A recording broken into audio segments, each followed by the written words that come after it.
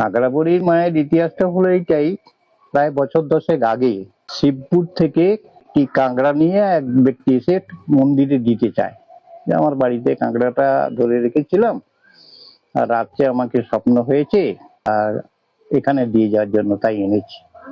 তখন ওরা বললো এইভাবে তো আমরা কাঁকড়াটা নিতে পারবো না, তাহলে একটা অন্নভোগের ব্যবস্থা আপনারা করুন, এবং সেই অন্নভোগের ব্যবসার সঙ্গে ওই কাঁকড়াটা দিলে পরে কাঁকড়াটা রান্না হতে পারে, রান্না হয়ে মোটামুটি নেওয়া যেতে পারে।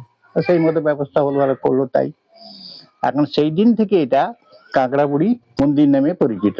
ইউটিউবে এতে আছে বা গুগলের যে এতে আছে, ওখানে কাঁকড়াবুড়ি মন্দির বলে একটা দেওয়া রয়েছে, কিন্তু আলাদা ওটা কাঁকড়াবুড়ির নামের কোনো মন্দির নেই, ওটা হচ্ছে শীতলা পূজার মন্দির। এই শীতলা পূজাটা হওয়ার প্রশ্নের একটা ঐতিহাসিক ঘটনা আছে। এখানে যে এই 157 জাতীয় সড়কটা পাশে সবে মাত্র মাটি পড়ছিল, এবং সেই সময় বিদেশের যারা মানে আমাদের রাজ্যের নয়, রাজ্য থেকে বিভিন্ন ভিনভাষী লোকেরা এখানে ইট কাটতে এসেছিল, ফগমিল, এবং সেখানে 1959 সালে একটা বসন্তের আকার পরে ওখানে আর বসন্তকালে বসন্ত হয় সব লোকদের বেশিরভাগই, তো তার থেকে ছড়িয়ে গোটা পাড়ার মধ্যে সেটা হয়ে যায়। হয়ে যাওয়ার পর 2-3 বছর পরে কন্টিনিউ প্রায় করতে থাকে। তো সেই মতো অবস্থাতে ওখানে একটা স্থানীয় লোক, গ্রামে তখন মোড়লই বলা যেতে পারে, কার্তিক সামন্ত, তিনি গ্রামের লোকজনদের ডেকে নিয়ে ওখানে পুজো টুজো করতে চাইলেন। তো সেই পুজোটা করার জন্য ইচ্ছা প্রকাশ করলেন, কিন্তু ওর বাড়িতে শিব চতুর্দশীতে মেদিনীপুর থেকে ওদের গিয়ে পূজা হতো। সেই পুজোটায় ব্রাহ্মণ ছিলেন, তান্ত্রিক ব্রাহ্মণ, মেদিনীপুরে বাড়ি। তার কাছে পরামর্শ নিতে বললো যে ঠিক আছে, শীতলা অষ্টমী তিথিতে যদি আপনারা একটা শীতলা পূজা করেন তাহলে পরে আমার মনে হচ্ছে এটা ঠিক হয়ে যাবে।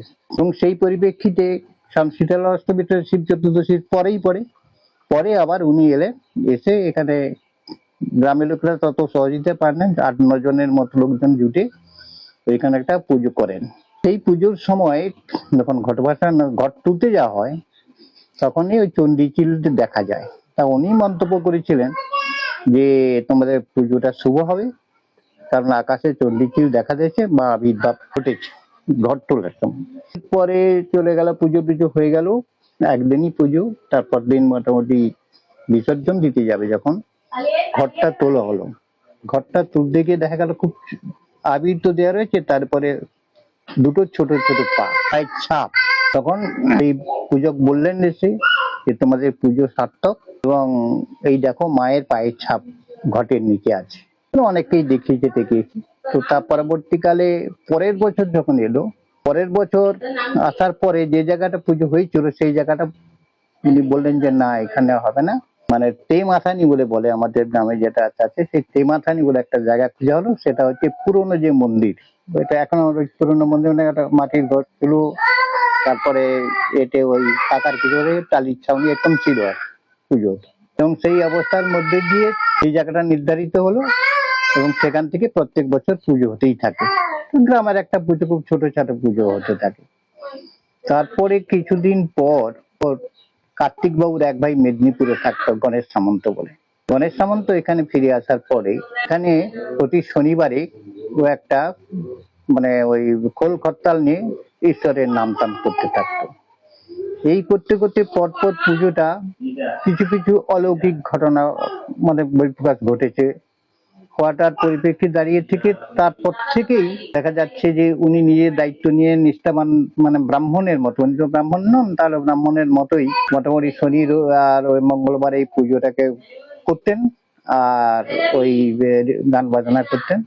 এই হতে হতে নানা রকম ঘটনাগুলো, কেউ এখানে ঢিল মেরে দিয়ে গেছে, তারপরে তার ভালো মাছ পড়েছে, এইসব ব্যাপার ট্যাপার গুলো জড়িয়ে আছে, কেউ ঢিল বেঁধেছে, তার ছেলে হয়েছে, এইসব ব্যাপার ট্যাপার থাকে। এবং সেই থেকে পরপর সংখ্যাটা, যেটা একদিনের থেকে 2-3 দিন হলো, 3 দিনের পরে এত চাপ হলো বিভিন্ন ধরুন ভোগ টোগ দেওয়ার জন্য বা অন্যান্য বিষয়গুলো নিয়ে, আস্তে আস্তে ওটা বেড়ে গেল। বেড়ে যাওয়ার পর এর এত বড় মেলাকে আর্থিক দিক থেকে রীতিমতো সংস্থা ওরা করতে পারে না। তা ওরা একটা প্ল্যান নিল যে আমরা এই মেলাতে মানে সাহায্য দিতে পারে, যে যা সাহায্য দিতে পারে সেইটা গ্রহণ করবো বলে মাইকে প্রচার করতে লাগলো। এবং সেই মাইকে প্রচার করতে করতে কি এমন মহিমা, মানে লক্ষ লক্ষ টাকা এমনি দিয়ে যাচ্ছে। 5 টাকা, 10 টাকা, 50 টাকা, 500 টাকা, 1000 টাকা, এইভাবে মানুষ ওই প্রণামী বাক্স মতো আছে, ওই বাক্সে করে দিয়ে যাচ্ছে। দিয়ে যেতে যেতে দেখা গেল ওটা মেলার গুরুত্বটা অনেক বেড়ে গেল। এখন সেটা তো 10 দিনের মেলা হয়েছে, তাতে যা দেখা যায় প্রচুর ভোগ আসে এবং মানে অন্নভোগ, ক্ষীরভোগ বা ওই কি কাঁচা পাকা এ বলে ফলের যেসব দেওয়া হয়, প্রচুর লোক লাইন দিয়ে জেলে দিয়ে মোটামুটি এক একজন হয়তো এসে বসে দেখা যাচ্ছে রাত থেকে শুরু করলে সে হয়তো আবার রাতের দিকে যাচ্ছে, সারাদিন কেটে যাচ্ছে এইগুলো ভোগ টোগ গুলো দিতে দিতে গিয়ে। এইরকম মোটামুটি মধ্যতার মধ্য দিয়ে মোটামুটি মেলাটা চলছে, পরপর বিস্তার হয়েছে এবং সেটা দেখা গেছে যে প্রায় বিভিন্ন জেলা আত্মীয়তার সূত্রে কেন বা ইউটিউবে ওর বিষয়টাও ছড়িয়ে পড়ার কারণে এই যে চন্দ্রচিল আজও আসছে। তারপরে কাঁকড়া ওঠার ব্যাপারটা পরে হয়ে গেল। কাঁকড়া ওঠার ব্যাপারটা এখানে এইভাবে দেওয়ার পর প্রত্যেক বছরই রথ তোলার সময় কিছুটা অনতি দূরে ওই সমুদ্র থেকে কাঁকড়াটা মোটামুটি উঠে, একটা দুটা উঠে আবার নেমে যায়। এটা যাই ঘটুক না কেন হয়তো ঘটছে, সেটা নদী আছে যখন, জলস্রোত আছে যখন হয়তো উঠছে। কিন্তু মানুষের ধ্যান ধারণার মধ্যে যেটা এসেছে যে কাঁকড়াটা উঠে আছে। আর সেই দিন থেকেই ওই যে কাঁকড়া দেওয়ার ব্যাপার হলো, এদের গ্রামের মধ্যে একদম ধরা যেতে পারে যে 1 সপ্তাহ বা 15 দিন পুজো শুরু হওয়ার আগে থেকে বাড়িতে যাদের যা ওই কাঁকড়া ফাঁকড়া যা পড়ে ওরাই পুজোতে দেয়। পুজোতে নিয়ে এসে দিয়ে দেয়, সেই কাঁকড়া বাড়িতে রাখে পুজোতে, এবং কাঁকড়ার টক হয়, কাঁকড়ার টক দিয়ে হচ্ছে গিয়ে ভোগে ব্যবহার করা হয় কাঁকড়াটাকে, অন্য কোনো এতে লাগে না। এই মতো অবস্থা। এবং পুরোহিতকে যেটা বলার ব্যাপার, বা পুরোহিতের বড়টা মারা গেছেন, তিনি তার ছেলে, তার কাছে জিজ্ঞেস করা হয়েছিল যে আপনি তো এখানে পুজো করছেন, আপনার বাবা পুজো করে গেছেন, তা আপনি কি অনুভূতি আপনার কাছে? না, আমি প্রায় প্রত্যেক বছর দেখি আমার পেছনে কেউ ভর করছে এবং মন্ত্রপাঠ করতে যেন আমার মানে প্রচন্ড ভয়ের সঞ্চার হয়ে যায় এবং খুব আমি মানে খুব মানে অস্বস্তির উপরেও মন্ত্রপাঠ করবার জন্য চেষ্টা করি, আমরা যেন কে ধরছে বা এরকম একটা বিবরণ টিবরণ দিচ্ছি।